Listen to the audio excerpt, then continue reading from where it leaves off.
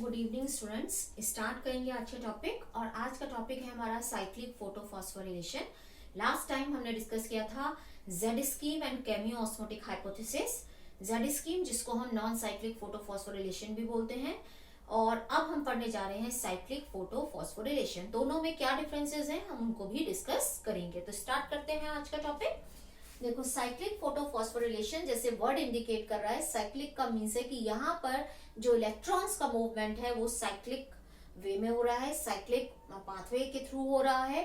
वहां पे non cyclic था, वहां आपने देखा था कि जो इलेक्ट्रॉन्स इमिट हुए थे फोटो सिस्टम 2 से वो फोटो सिस्टम 1 के पास जाते हैं, वापस से फोटो सिस्टम 2 के पास नहीं आते हैं, इसलिए उसको नाम दिया गया था नॉन साइक्लिक फोटोफॉस्फोरिलेशन। अब यहाँ पर क्या होगा, यहाँ पर भी बेसिकली ये क्या हो गया, यहाँ पर कौन इंक्लूडेड है, photo system 1, photo system PS1 भी हम इसको बोल सकते हैं, PS1, P700 इसको हम बोलते हैं P700 बोल सकते हैं, फोटो सिस्टम 1 बोल सकते हैं। यहाँ पर खाली एक ही फोटो सिस्टम है P700 जो 700 नैनोमीटर तक की लाइट को ऑब्जॉर्व करता है।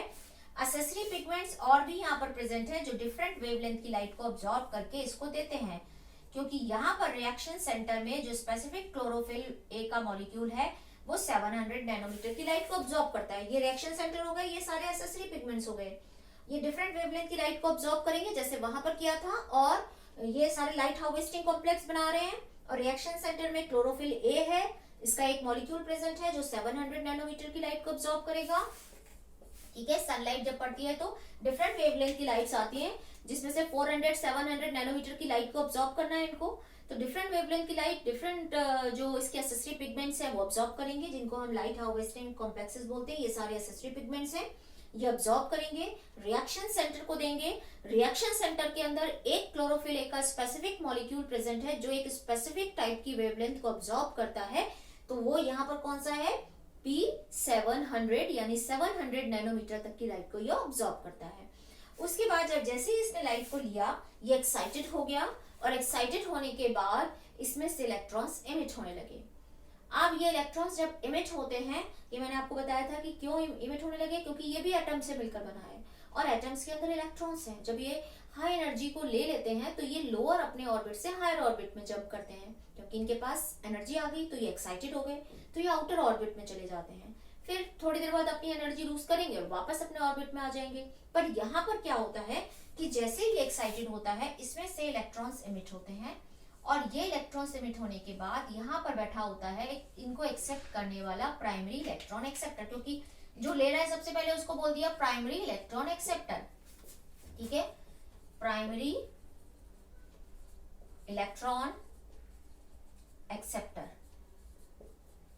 ठीक है, ये प्राइमरी इलेक्ट्रॉन एक्सेप्टर जो है इस इलेक्ट्रॉन्स को पकड़ लेगा। जैसे आपने एक बॉल फेंकी और कोई उसको कैच करने वाला है, उसने उसको कैच कर लिया, अब वो वापस आपको तब तक नहीं देगा जब तक आप बोलोगे नहीं, या आप एक गेम नहीं खेल रहे हो। इसने इसको कैच कर लिया, पकड़ लिया। अब इससे लेने के लिए और बैठे हुए हैं, कौन कौन बैठा है, फेरिडॉक्सिन बैठा है, फिर प्लास्टोक्यूनोन बैठा है, फिर साइटोक्रोम बैठा है, फिर बैठा है प्लास्टोसाइनिन। तो यहाँ से इलेक्ट्रॉन जो है वो मूव करेंगे और वापस इसके पास पहुंचेंगे, इसलिए इसको हम बोलते हैं साइक्लिक फोटोफॉस्फोरिलेशन। कि यहाँ पर जो इलेक्ट्रॉन इसने लिए, ये इलेक्ट्रॉन कहाँ ट्रांसमिट होंगे, फेरिडॉक्सिन के पास। ये क्या है, फेरिडॉक्सिन। उसके बाद जाएगा ये प्लास्टोक्यूनोन, प्लास्टोक्यूनोन के बाद उसके बाद साइटोक्रोम B6F यानी साइटोक्रोम कॉम्प्लेक्स के पास, साइटोक्रोम कॉम्प्लेक्स। उसके बाद आ गया प्लास्टोसाइनिन के पास। फिर वापस से इलेक्ट्रॉन, यहाँ ये मूव कर रहे हैं सारे इलेक्ट्रॉन, वापस से इलेक्ट्रॉन क्लोरोफिल ए के पास पहुंच गया। तो ये एक साइक्लिक फ्लो हुआ, एक साइक्लिक पाथवे के थ्रू हो रहा है, इसलिए इसको बोलते हैं साइक्लिक फोटोफॉस्फोरिलेशन। अब यहाँ पर एटीपी कहाँ बनेगा, ये सारी प्रोसेस क्यों हो रही है, तो यहाँ पर जो एटीपी बनता है वो बनता है जब ये फेरिडॉक्सिन के पास से जाता है, तो यहाँ पर एडीपी प्लस इनऑर्गेनिक फॉस्फेट को मिला के क्या बना दिया जाता है, एटीपी। और एक जब ये साइटोक्रोम के पास से मूव करता है तब वहां पर भी एटीपी और इनऑर्गेनिक फॉस्फेट को जोड़ के बना दिया जाता है एटीपी। तो यहाँ पर दो जगह ये एटीपी की फॉर्मेशन होती है। अब तो यहाँ से क्या हुआ, क्लोरोफिल ए से इलेक्ट्रॉन निकले, प्राइमरी इलेक्ट्रॉन एक्सेप्टर ने एक्सेप्ट किए, यहाँ से फेरिडॉक्सिन के पास गया, फेरिडॉक्सिन से प्लास्टोक्विनोन के पास, प्लास्टोक्विनोन से साइटोक्रोम कॉम्प्लेक्स के पास, उसके बाद प्लास्टोसाइनिन और उसके पास वापस क्लोरोफिल ए के पास पहुंच गया।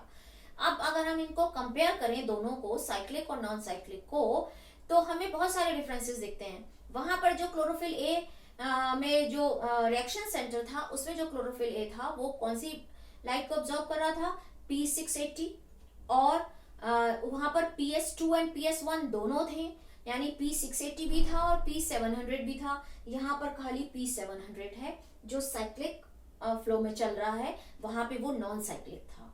तो पहला डिफरेंस क्या हो गया, यहाँ पर ये साइक्लिक है, वो क्या था, नॉन साइक्लिक था। दूसरा डिफरेंस मैं यहाँ लिख देती हूँ, यहाँ पर क्या हो रहा है, खाली एक P700 है, यानी फोटो सिस्टम PS1 ही है, वहां पे PS1 एंड PS2 दोनों थे। सेकेंड डिफरेंस आ गया। थर्ड डिफरेंस देखिए आप, वहां पे फेरिडॉक्सिन से इलेक्ट्रॉन्स कहाँ जा रहे थे, NADPH रिडक्टेस के पास, यानी वो NADP को रिड्यूस कर रहा था NADPH में।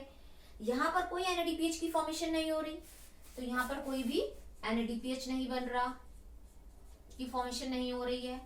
फोर्थ, यहाँ पर इलेक्ट्रॉन जो है वो साइक्लिक तो हमने कर ही लिया, P700 खाली फोटो सिस्टम 1 है, NADPH की फॉर्मेशन नहीं हो रही। फोर्थ, वहां पर जब क्लोरोफिल ए मॉलिक्यूल से इलेक्ट्रॉन्स इमिट हो रहे थे तो फोटोलाइसिस के थ्रू उसको इलेक्ट्रॉन्स मिल रहे थे, तो फोटोलाइसिस ऑफ वाटर हो रहा था। यहाँ पे कहीं पर भी क्योंकि इलेक्ट्रॉन्स वापस इसके पास आ रहे हैं तो फोटोलाइसिस ऑफ वाटर की जरूरत नहीं है, तो यहाँ पर कोई भी फोटोलाइसिस ऑफ वाटर नहीं हो रहा। तो फोटोलाइसिस